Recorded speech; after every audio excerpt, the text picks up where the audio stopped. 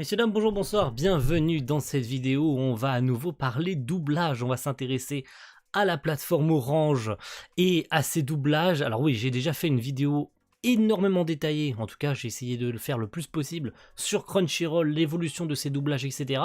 Aujourd'hui on va s'attarder beaucoup plus sur les studios de doublage. Vous savez que énormément de doublages français sont disponibles à l'heure actuelle sur Crunchyroll et ils nous en proposent de plus en plus sur la plateforme au fil des semaines, des mois et à chaque nouvelle saison, que ce soit été, automne, hiver, printemps, ils nous proposent des simuldub VF, semi-simuldub, et je me suis intéressé à toutes les VF disponibles au moment où je tourne la vidéo, bien évidemment, parce que ce chiffre et ces VF vont encore augmenter, donc il y en aura de plus en plus.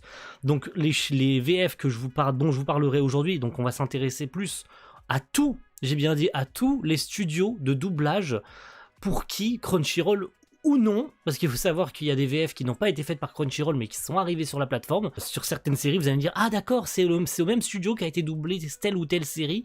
Je savais pas que ça se situait là, je savais pas que ce studio était français, je savais pas que c'était belge, j'aurais jamais deviné qu'il s'agissait d'un studio qui est peut-être à 2 pas de chez moi, va savoir où est-ce que vous habitez, et ça se trouve, ce studio de doublage est à 2 pas de chez vous, et vous n'en aviez jamais entendu parler, donc je trouve ça intéressant. Alors, pour certains d'entre eux, il y a énormément de séries, donc ce sera une liste non exhaustive, bien évidemment, parce que si je passe sur chacune des séries, je pense notamment au premier studio de doublage auquel on va s'intéresser aujourd'hui, c'est Crunchyroll Productions France. Ça coule de source qu'on s'intéresse pour commencer à Crunchyroll Productions France, studio situé à Tourcoing, qui a été fondé en 2022.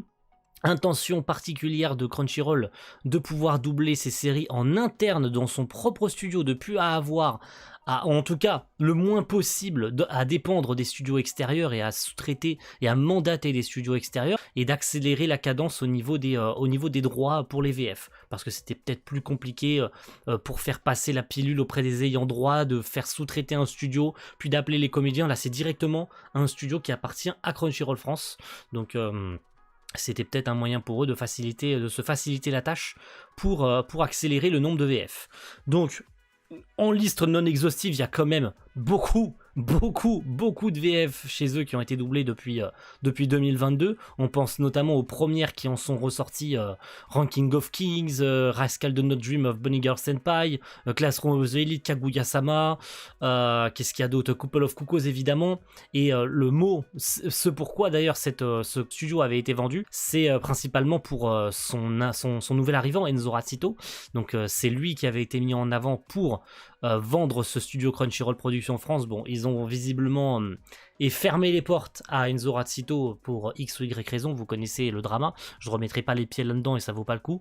Donc évidemment beaucoup de VF sont maintenant à l'arrêt. On pense notamment à Spy Family qui a été aussi doublé chez Crunchyroll Productions France, dont on attend toujours la saison 2 en VF, les nombreux problèmes qu'ont accumulé Crunchyroll Productions France. On pense notamment à Classroom of the Elite où ça a été un bordel monumental avec cette série, et puis tout un tas d'autres séries qui sont arrivées, j'en ai d'autres, hein, SK8 ou encore Konosuba qui sont arrivés très récemment, et d'autres séries, on pense à IQ par exemple qui a toujours pas été continué, et Made in Abyss aussi qui a eu ses problèmes, mais voilà, on espère que ça va mieux pour Crunchyroll Productions France, et avec toutes les VF qui sont faites chez eux, notamment Blue Lock, etc. aussi, qui sont faits en interne chez Crunchyroll Productions France.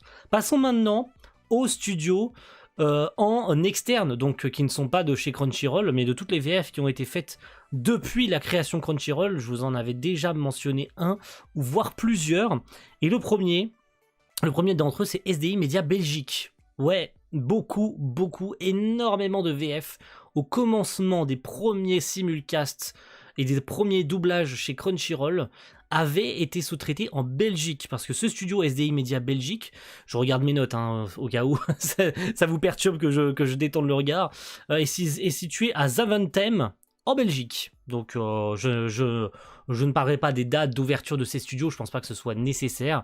Donc qu'est-ce qui a pu être doublé là-bas? Darling in the Franxx, Dr Stone est doublé là-bas, la première saison de Free a été doublée là-bas, Miss Kobayashi a été doublée là-bas, donc les 2 premières saisons, donc qui sont sorties d'ailleurs, la première saison étant sortie en coffret physique chez KZ Crunchyroll, qui maintenant ont fusionné, Orange, Rokano Yusha, Tanya of the Evil, Rising of the Shield Hero, qui est sorti aussi en physique, a été doublé chez SDI Media. Akashic Record, Bungo Stray Dogs a été doublé aussi là-bas. Et évidemment, c'est Slime d'Ataken. Donc les 2 saisons plus Tensuraniki ont été doublés aussi chez SDI Media. Un très bon studio qui double de très bonnes séries avec d'excellents comédiens en fonction des séries qui sont mandatés là-bas. Donc j'ai vraiment rien à redire par rapport au doublage de SDI Media. Franchement, j'ai toujours été comblé par les doublages SDI Media. Ensuite, un autre studio, mais cette fois-ci français, que tout le monde connaît. 100%, tout le monde le connaît, tout le monde a dû au moins voir le nom à la fin de certains épisodes de vos séries quand ça passe à la télé. Parce que c'est pas le cas lorsque c'est diffusé en simulcast sur les plateformes. Ils ne mettent pas les cartons de doublage à la fin, ce qui est très dommage. On aimerait bien savoir quels sont les comédiens en français dessus. Bon, il y a plein de sites maintenant qui vous permettent de le savoir. Mais c'est dommage que seuls ces cartons soient disponibles à la télévision. C'est vraiment, vraiment dommage. Le seul qui le font, c'est Netflix, qui mettent à la fin des épisodes tous les cartons de toutes les versions, de toutes les langues dans lesquelles les séries ont été doublées. Donc on a le studio, on a les comédiens, on a les DA, on a tout. Et le problème, c'est que Crunchyroll ne le fait pas. Et toutes les plateformes chez qui les VF ont été proposées, Wakanim, ADN, ne mettent pas les cartons de doublage. Et ça, c'est dommage. Et c'est Timeline Factory, qui est donc situé à Montrouge en France.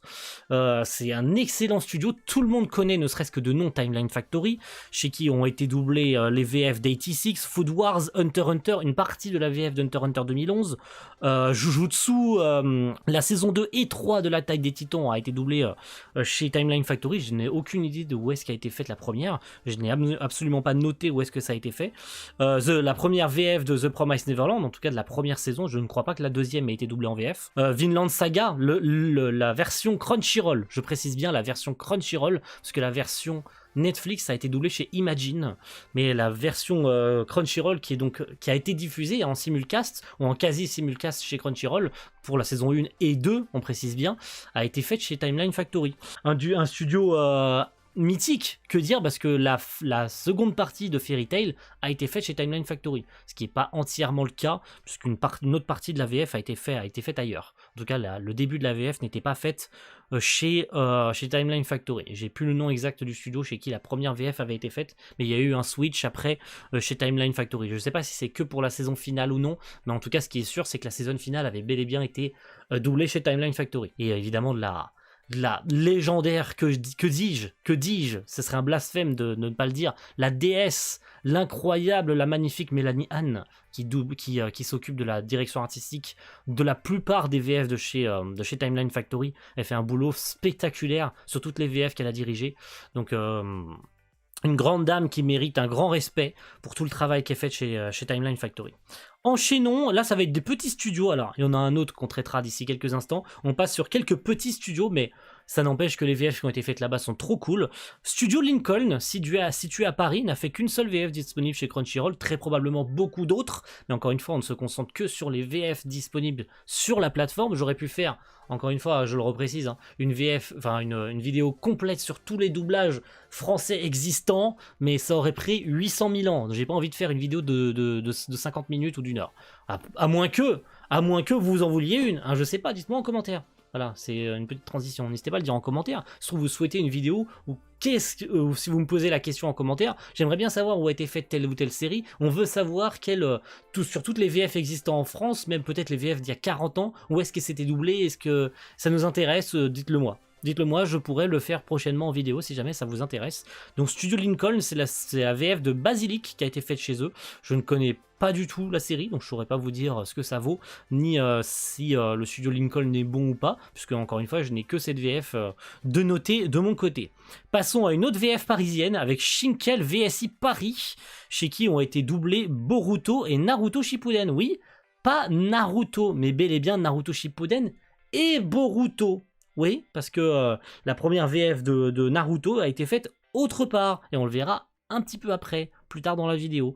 Mais que dire de Shinkel VSI Paris, c'est bien, enfin voilà, la VF, quand bien même vous aimiez pas peut-être la VF de Boruto, mais tout le monde a vu à l'époque la VF de Naruto et Naruto Shippuden, bien que, et c'est important du coup de le savoir maintenant, vous l'apprenez peut-être en même temps que moi quand j'ai fait mes recherches, que la VF de Naruto et Naruto Shippuden n'ont pas été faites dans les mêmes studios, parce que voilà, je le spoil tout de suite, mais la VF de Naruto a été faite en Belgique, contrairement à, du coup, à celle de Shippuden qui a été mandatée en France.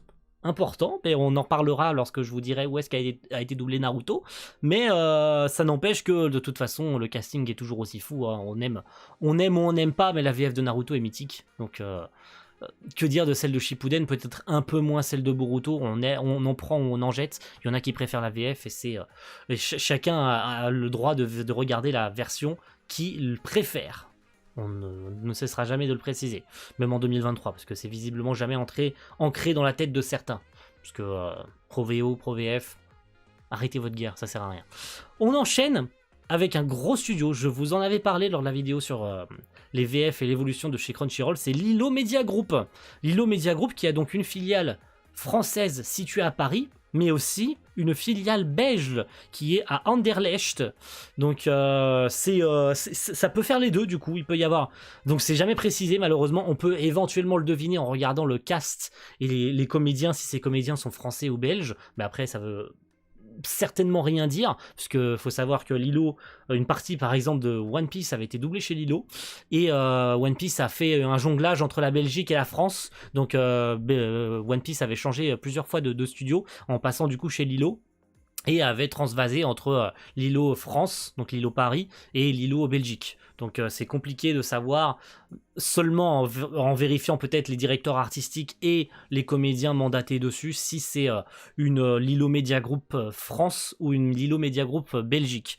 Donc chez eux ont été faites Burn the Witch, la sorcière tueuse de slime depuis 300 ans, ça au moins je suis sûr et certain qu'il s'agit bien de la filiale belge, hein, puisque c'est bel et bien une VF belge, Sakugan, The Faraway Paladin, j'ai eu du mal à dire le nom, je sais pas pourquoi, Tokyo Revengers a été faite du coup chez Lilo Media Group, alors très certainement Lilo Media Group Paris, je pourrais me tromper, n'hésitez pas à me corriger si je dis n'importe quoi, et Licorice Recoil, ouais, Licorico, je pense que Licorico a été fait chez Lilo Paris, à moins que ce soit Lilo belge, mais encore une fois j'ai pas été vérifier les castings en question, mais ce qui est sûr c'est qu'elles sont toutes notées Lilo Media Group. Après, à toi de deviner si c'est belge ou français.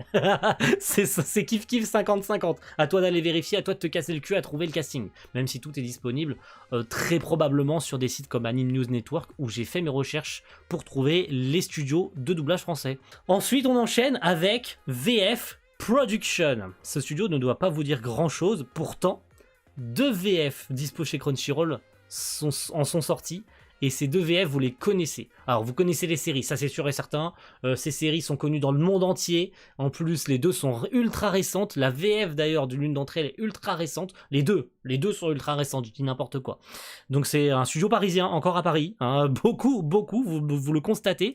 Beaucoup de ces studios sont disposés sur Paris ou aux alentours de Paris comme Timeline Factory qui est à Montrouge, c'est juste à côté de Paris, hein. Donc c'est vraiment très centré région parisienne, si c'est que Belgique, hein. Donc Tourcoing c'est vraiment, ça c'est autre chose pour Crunchyroll Production France, mais jusqu'à maintenant vous avez vu que Lilo c'était Paris, Lincoln c'était Paris, Shinkel VSI Paris c'est Paris, VF Production c'est Paris, et de VF Production on est ressorti les VF de Chainsaw Man et Demon Slayer.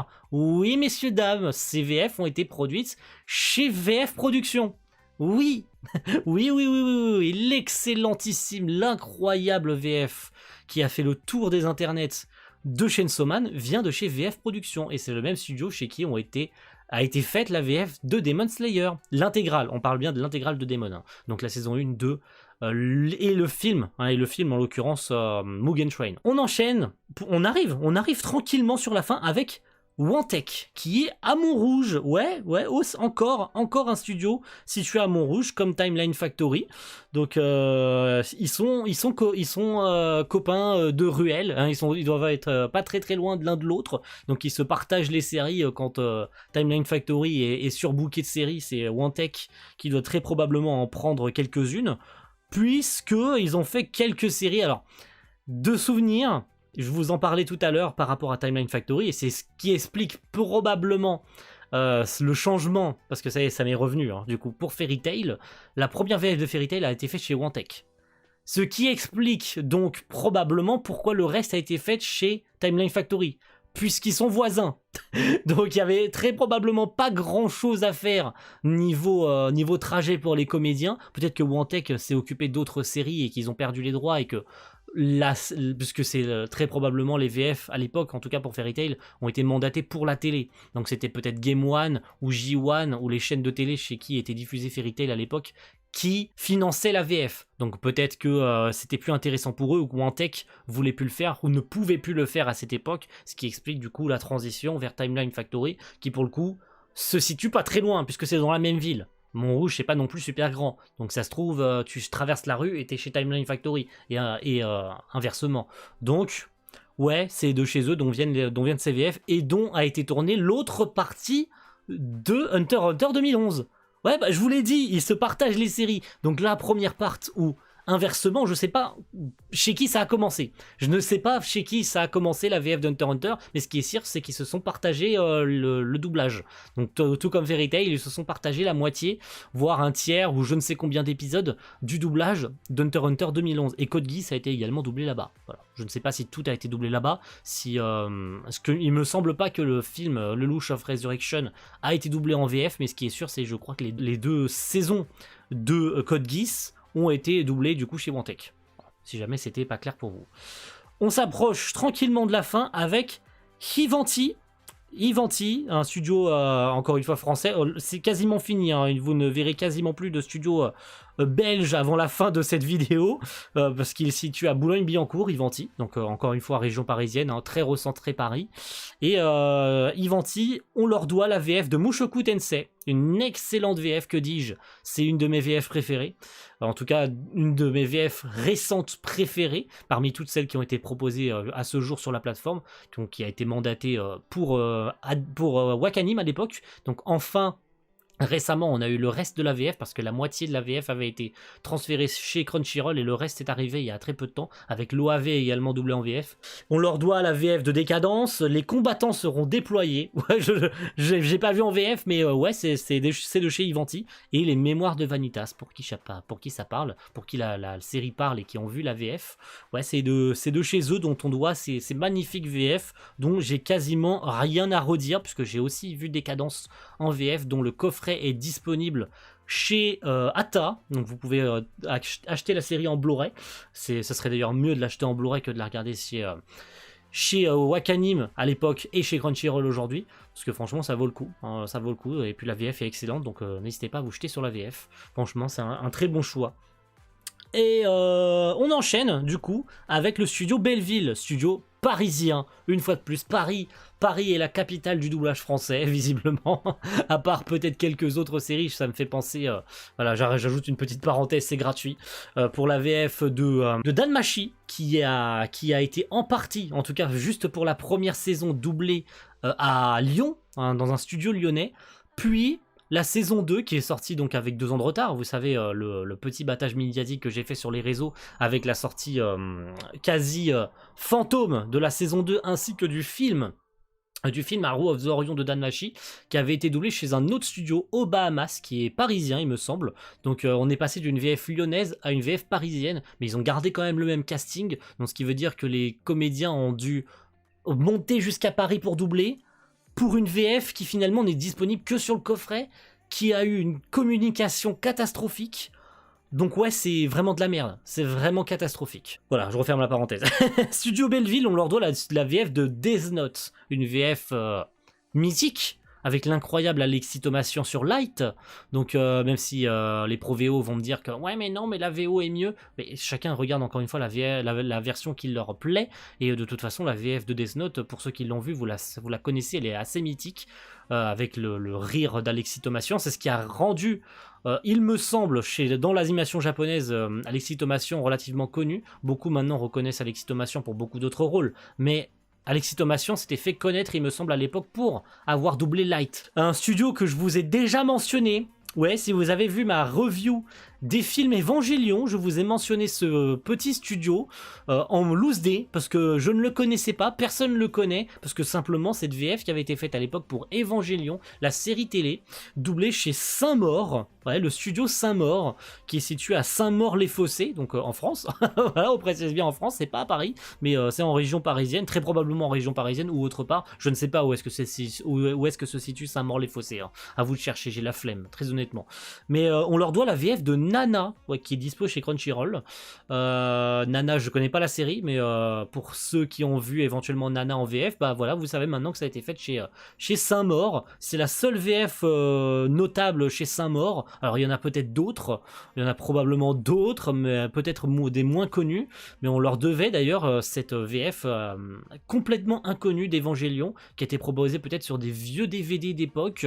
Mais voilà, c'est pour ça que ça m'avait marqué quand j'ai vu Saint-Maur. J'ai fait ah, mais c'est la VF à qui on doit, enfin c'est le studio à qui on doit la VF inconnue d'Evangelion, ça. Je savais pas qu'ils avaient doublé Nana chez eux. Donc voilà, tout le monde le sait, vous le savez, et vous dormirez moins bête ce soir.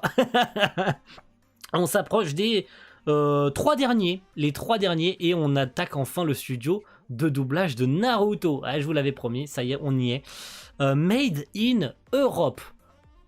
Contrairement à ce qu'on pourrait croire, ce n'est pas situé en France. Ouais, j'y ai cru jusqu'à ce que je cherche où est-ce qu'était Made in Europe. C'est un studio situé en Belgique. Voilà. J'ai pas la localisation exacte. Donc Made in Europe, c'est l'acronyme de Media Audiovisual Development in Europe, mais qui est situé en Belgique du coup. Hein. Et on leur doit la VF de Naruto. Voilà, tout simplement, c'est un studio belge, on leur doit Naruto. C'est leur dada, on leur doit Naruto, on leur doit beaucoup d'autres VF. Les 2 dernières, c'est Cobalt, qui est situé en Belgique, à Koelkeberg. On leur doit les VF très récentes d'ailleurs, parce que Cobalt, même s'ils sont connus pour d'autres VF qui sont du coup très probablement que des diffusions télé et des diffusions proposées sur les coffrets, on leur doit très récemment les VF de Nier Automata et de Trigun Stampede. Pour ceux qui ont vu la VF de Trigun Stampede, on leur doit ces 2 VF là. Donc j'ai pas été très convaincu par la VF de Nier Automata.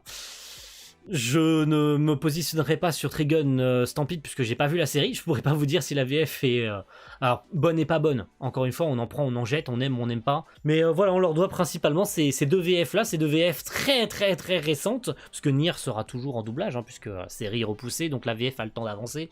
La série reprendra, la VF va reprendre au même moment et ainsi de suite. Donc on en a encore pour un bon petit moment avec la VF de Nier, tandis que Trigun sera fini puisque la série est déjà terminée au moment où je vous tourne la vidéo. Et on termine avec le dernier studio en tout cas connu de cette vidéo, puisque j'ai d'autres VF disponibles chez Crunchyroll, mais je n'ai malheureusement rien trouvé. Certains d'entre vous pourront peut-être m'éclaircir dans les commentaires, je les mettrai peut-être en commentaire épinglé. Je mettrai le plus de commentaires épinglés que je peux, en tout cas le plus de commentaires en avant si jamais vous me trouvez les VF et les plateformes, les studios chez qui ces VF ont été faites.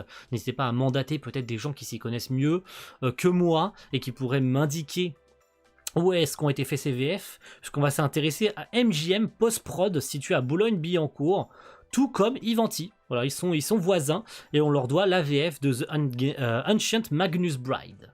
Pour ceux qui connaissent Ancient Magnus Bride, c'est un nom très compliqué à prononcer, puisque la saison 2 arrive bientôt, ou aura déjà commencé ce printemps. Mais pareil, je me positionnerai pas dessus, puisque je n'ai jamais vu la série en VF. J'ai vu la série en VO par contre. Une très belle série de White... non, pas de White Fox, excusez-moi, c'est pas de White Fox, si ? Je ne sais plus. Je ne vous dirai donc pas de bêtises, je ne sais pas si c'était chez White Fox ou non, ou si c'était autre part. Mais belle série en tout cas, voilà. je vais éviter de me perdre. Et donc les 4 dernières séries, j'ai pas trouvé malheureusement les studios de doublage. Je vais vous les donner une par une, donc comme ça vous pourrez faire vos petites recherches de votre côté si vous y connaissez plus que moi, si vous avez des sites éventuellement à me recommander, parce qu'en tout cas chez ANN, rien trouvé. Sur RS Doublage, rien trouvé, malheureusement, pour toutes ces séries en tout cas. Hein. Il s'agit de Isekai With My Smartphone, qui a eu sa première VF pour la saison 1 en tout cas, puisque la saison 2 arrive et aura déjà commencé en ce printemps.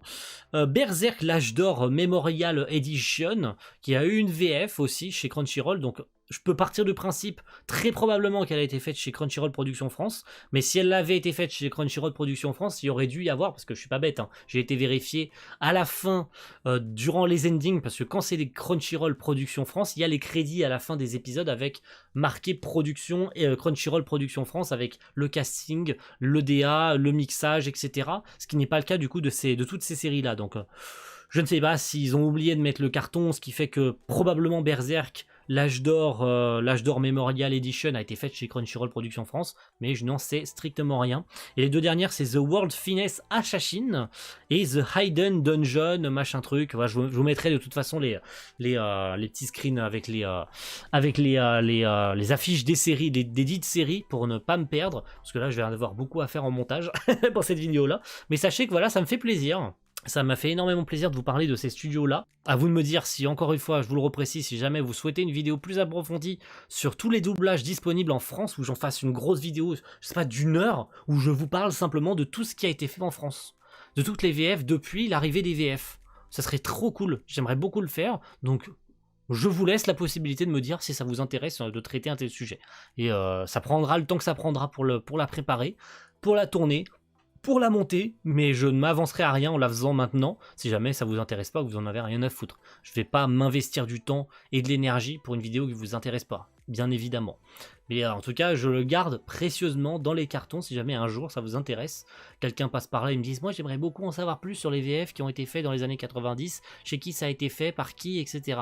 Et je m'attarde peut-être même plus sur les comédiens, parce que là j'ai parlé que des studios et des VF, enfin, et des séries, mais pas sur les castings. Je me suis pas intéressé aux comédiens qui ont été doublés sur ces séries. Donc si vous voulez que je m'attarde sur une série en particulier, sur des séries en particulier, je vous fasse des vidéos dédiées sur les VF de ces séries pour vous parler d'où est-ce qu'elles ont été faites, dans quelles conditions elles ont été faites, si je trouve des articles, si je trouve des trucs à dire intéressants sur ces VF. Et sur les studios de doublage, moi en tout cas, sachez que ça peut être une option pour moi. Merci à tous en tout cas, et rendez-vous très vite pour de prochaines vidéos. Ciao tout le monde, bye.